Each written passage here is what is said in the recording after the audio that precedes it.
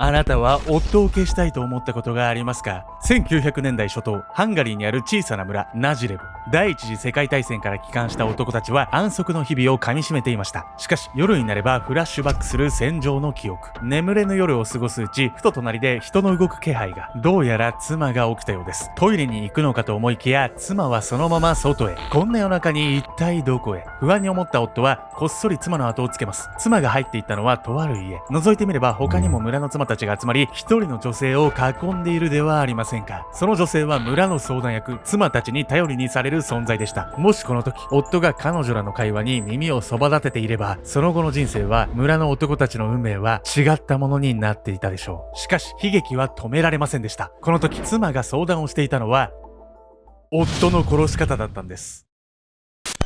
小さな村で次々に不審な死を遂げる男たち。まるで呪いのようなこの現象は人々を恐怖に陥れました。村に襲いかかった悲劇の裏に潜む女たちの欲望とは。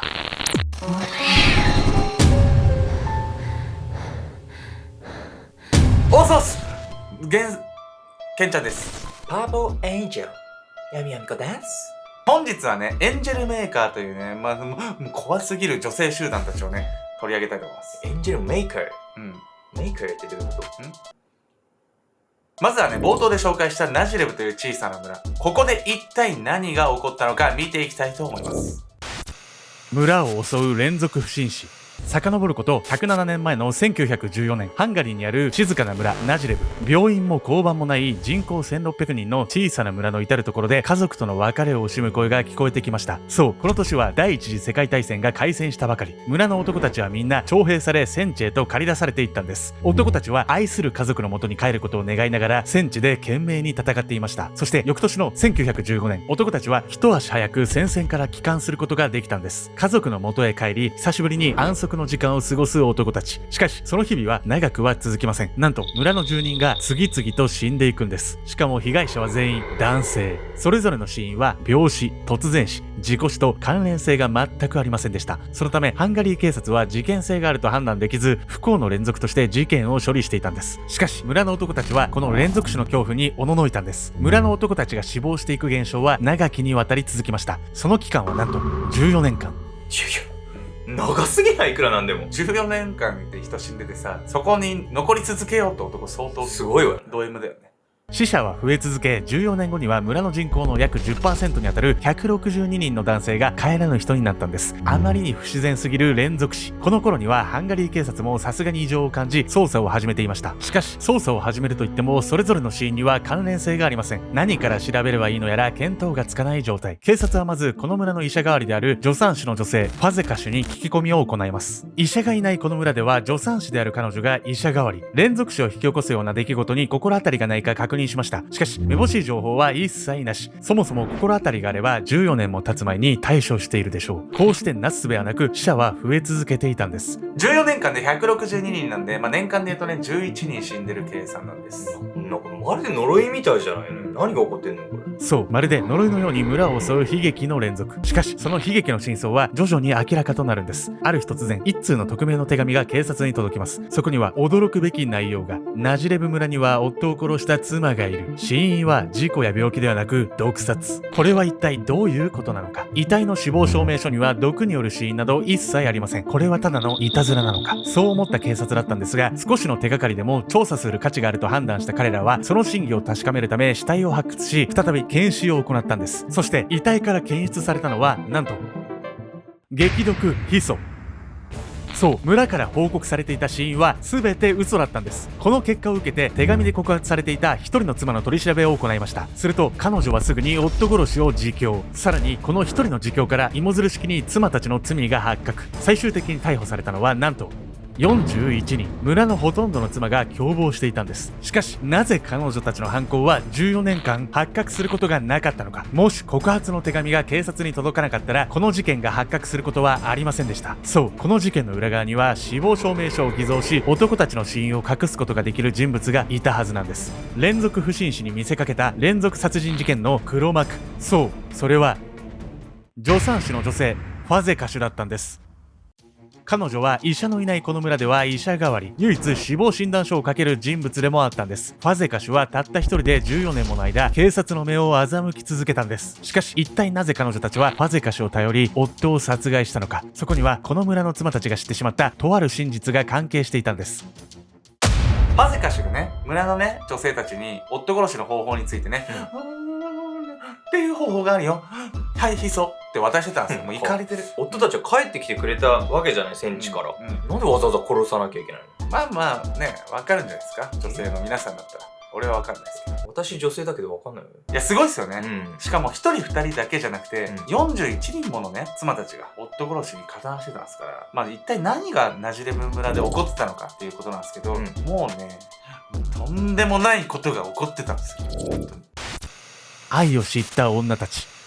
1914年、第一次世界大戦が始まったことで男手がなくなったナジレブ村では女性たちが力を合わせて生きていきました。残されたのは女性と子供たちだけ。大黒柱を失った家族は夫が無事に帰ることを願い、待つことしかできず不安と悲しみの日々を過ごすことになるんです。そんな生活に異変が起きたのは開戦のすぐ後のこと。村にロシア人捕虜の収容所ができたことがきっかけでした。次々に収容されるロシア人捕虜たち。彼らの世話をするのはナジレブ村の女性たちの仕事でした。女性たちは毎日捕虜にご飯などを配給し、最低限の身の回りの面倒を見ます。そしてそんな女性たちに対しロシア人捕虜は皆ありがとうと感謝の言葉を述べるんです。そしていつの間にか彼女たちは恋に落ちてしまうんです。長らく女性に飢えていた捕虜と夫がいなくなって寂しい女たち。結ばれるのは時間の問題でした。最低だな。しかもナジレブの女たちから見たロシア人捕虜はとても優しい男性ばかり。それもそのはず。捕虜にしてみれば無事に祖国へ帰りたいのですから反抗的な態度になるはずがないんです。しかし彼女らは勘違いするんです。なんて従順な男たちなのだろう。それに比べて夫は当時の村では親が決めた好きでもない相手と結婚することがほとんどで、女性の立場が低く見られる風潮があったんです。そのため多くの女性にとって家庭は居心地のいい場所とは言えなかったんです。そんな不満を持ちながら夫から解放された女性たちは捕虜との不倫を通して選んだ男を愛する自由を知りました。彼女たちはお互いの捕虜愛人を自慢し合い、中には複数人の捕虜と関係を持つ者まで現れたんです。好き放題だな。まさかのハーレム。いや私これ思うけどさ、これを招いたのは、女性が押さえつけられてる社会だったからってことあるわよね。まあおっしゃる通りで、当時のね、ナジレブ村ではね、闇深い問題がはびこってたんですよ。それがね、本日のメトラーキーワード、男尊女卑についてなんです。男尊女卑とは男性の方が女性に比べて尊重され優位な立場にあること。また女性だからという理由だけで男性よりも劣っているとする考え方やそのような態度、風潮のことを指すんです。クソ。特にこの時代、このナジレブ村では男性の言うことは絶対。そのため女性たちは多大なストレスを抱えていたことが伺えるんです。その反動で捕虜たちと不倫に走り、タガが外れてしまったと考えられています。今では男女平等が当たり前の時代なんですが、そもそもこの考え方はなぜできたのか。その歴史は古く、日本においては江戸時代にまで遡る必要があるんです。例えば当時は家柄で身分が決まりました。最低な時代。武士の家系は特に地位が高かったんですが、武士になれるのは男性だけ。女性は武士の家系に生まれても武士にはなれなかったんです。これが近代まで続いた男尊女卑の始まりとされています。そしてこの男尊女卑は近年まで続いていたんですが、時代の流れによって古い考えだと認識されるようになるんです。そして1985年の日本では男女雇用機会均等法が制定され、性別を理由にした差別を禁止することが定められたんです。しかし現代でも男尊女卑を感じるシーンというのは人によってまだ残っているのが現状だと思います。例えば政治の世界でも新しい内閣に女性が何人入閣したなどと取り上げる場面もあると思います。そもそもこれを取り上げる時点で男尊女卑の考えがメディアにはびこっているんです。身近なところで言うと、居酒屋や集団でいる時に女性だからという理由で料理の取り分けを頼まれるなど、場合によっては男尊女卑を感じてしまうシーンはまだまだ現代に多く残っていると思います。ちなみにね、レディーファーストっていうのは男尊女卑ではないんですよね。これはね、女性をねエスコートするっていう意味なんで、紳士としては当然のね行いであるっていうね考えで、結局は男女ともにねお互いを理解し合う、尊重し合うっていうね、そういう姿勢が大事なんですよね。お互いの特徴はもちろんあるからね、お互いに認め合って尊重し合ってってことね。というわけで本題に戻ります。押さえつけられたね女性たちがね、作ったこのハーレム村なんですけれども、このまま夫が帰ってこなければいいと願った妻はね、一体何人いたのかっていうね。もう怖い怖い、想像しただけで怖い。ハーレム生活を送っていた女性たちと捕虜だったんですが、その生活は長くは続きませんでした。翌年の1915年、男たちが戦地から次々と帰還し、ロシア人捕虜は国へ返されたんです。戦地から帰ってきた男たちは安息の日々を家族と共に過ごします。しかし一度自由を知ってしまった女性たちは再び苦しい生活を強いられることになるんです。そんな女性たちの溜まった不満や愚痴を受け止めてくれるのが助産師ファゼカシュでした。特にファゼカシュに頼っていたのがサボー夫人。彼女もロシア人捕虜と不倫を楽しんだ妻の一人でした。ある日、いつものごとく夫の不満と日々の不自由さを訴えていたサボー夫人、ファゼカシュからこんな助言を受けます。これを夫に飲ませてみて、今の生活から解放されるわ。そう言ってファゼカシュが手渡したのはヒ素。怖いな。ヒ素は中毒を起こすと下痢や嘔吐などの症状を起こし、重篤な場合は死に至ることもある毒物。薬品の知識を持ち合わせていたファゼカシュは、なんとハエトリ氏を見てヒ素を抽出していたんです。まあもちろんこれはね、当時の話でね、現代のね、ハエトリ氏、まあそもそもハエトリ氏現代使わないと思うんですけど、現代のものにはヒ素は含まれていないのでね、ご安心ください。